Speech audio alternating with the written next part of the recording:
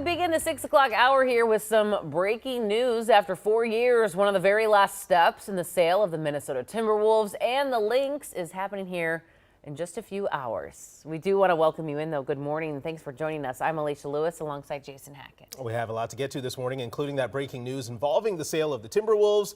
But first, we have a KARE 11 weather impact alert to talk about, John, that kicks off in about 24 hours, right?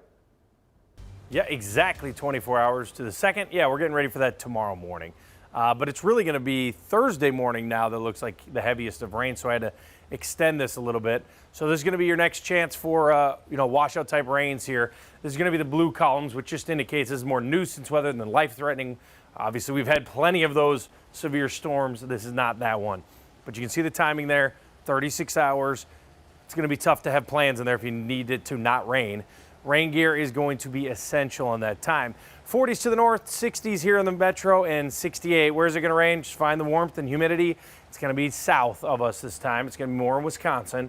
Maybe a couple of these pop-ups here along the boundary. So Albert Lea, Rochester, Red Wing, same deals yesterday. Today in the metro north, phenomenal. 72 degrees at 11, around 75 across the noon hour. 70s, good day today. Enjoy maybe a high right around 80 degrees this afternoon. Good morning, Cece. Good morning. Let's go to Bloomington. Live look here along 494. Traffic picking up slightly, but really it'll be a breeze if you're taking 494 over the next 30 minutes. Taking a look here at the bigger map, not seeing significant slowing. Still crash free this morning. There are a few hiccups earlier in the morning, but not right now. When I do see you next, we're going to go back to 494 for some road work that's happening later on tonight. Not too many projects happening this morning, so that's the good news for your morning commute.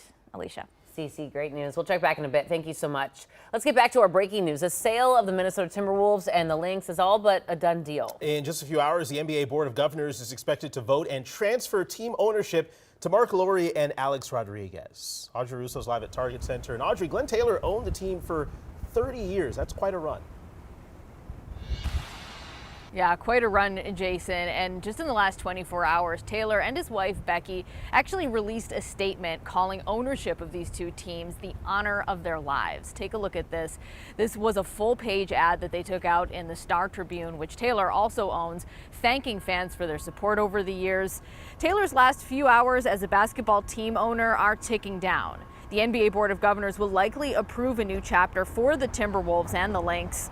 23 out of 30 board members must vote yes for the $1.5 billion deal to be approved.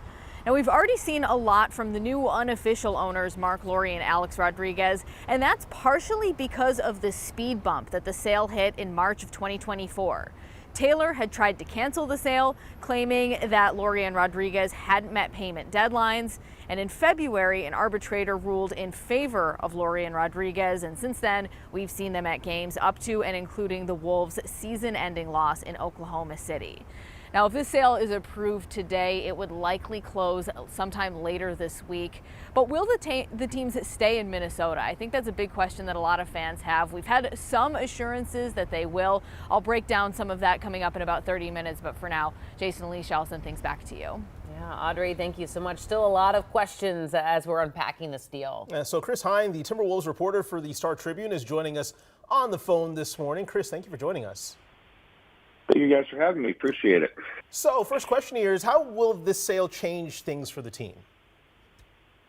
I think it's going to change some things, around the business side of the organization for sure. We're going to see, everybody believes Marc Lore, Alex Rodriguez will be looking for a new arena as well. Plans to build a new arena at some point in the near future. We hope, that they will announce those plans as they are now becoming official owners, or at least some of their intended plans. So I think that's one of the biggest changes that you're going to see coming, is changes to Target Center or where the Timberwolves will be playing around Minnesota.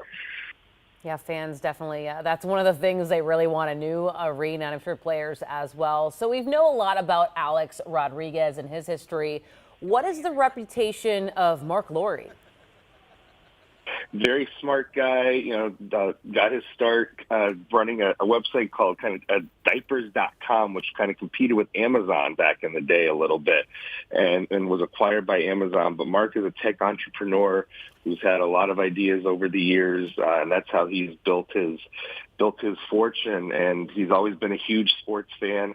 Always wanted to get into this game of sports ownership. They tried to buy the Mets a few years back before getting in on the Timberwolves, and in 2021 the opportunity presented itself, him and A-Rod, and they are 4 years later after a long drawn out process, but they got here.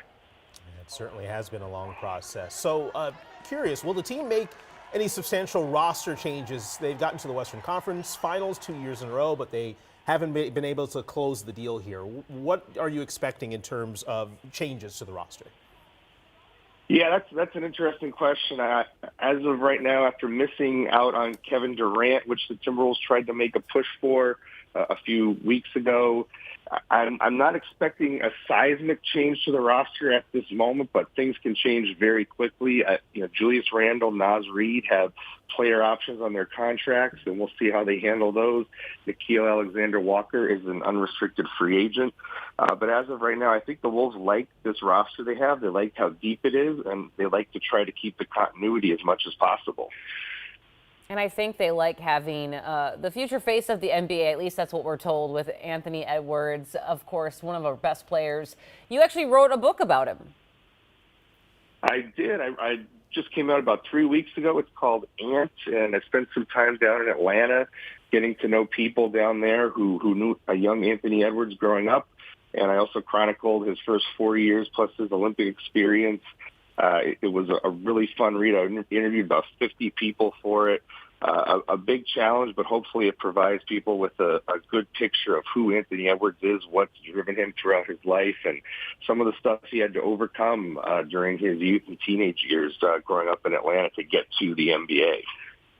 Sounds like a good read, and he is certainly a fascinating character, a budding superstar here in the NBA. Chris, thank you so much for your insight. We really appreciate it. Thank you guys for having me. Appreciate it. And of course, we're going to be staying on top of the story all day on air and on all of our social media platforms. That includes KARE 11 Plus, our streaming app for your TV, which is free to download.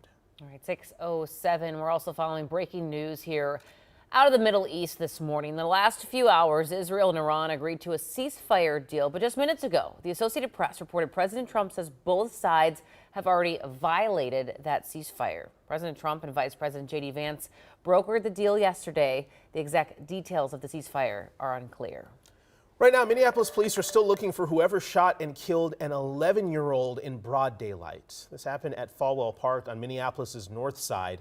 But police say they found the boy a few blocks away when a Good Samaritan flagged down an officer. Police saying it's connected to several cars that were driving across the grass there.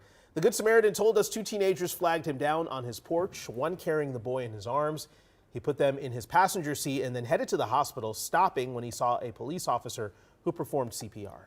And I can only imagine what his family members are going through, and I just want them to know that I tried my best I could to save him.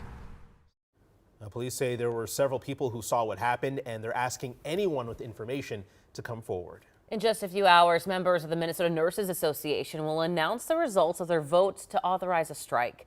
More than 16,000 nurses from across the state cast their ballot in the last 24 hours. They're demanding action on what they call understaffing and unsafe working conditions. If passed, negotiators can call for a strike at any time as long as they provide a 10-day notice to hospital employers. Well, this morning, Governor Tim Walz will be heading north to survey all the damage after severe storms hit Beltrami County. Right now, 500 people are still without power. In Bemidji, the mayor says that he thinks every neighborhood was affected in some sort of way. And as you can see from the video footage from there, a lot of cleanup. I'm sure people will be cleaning up all week, John.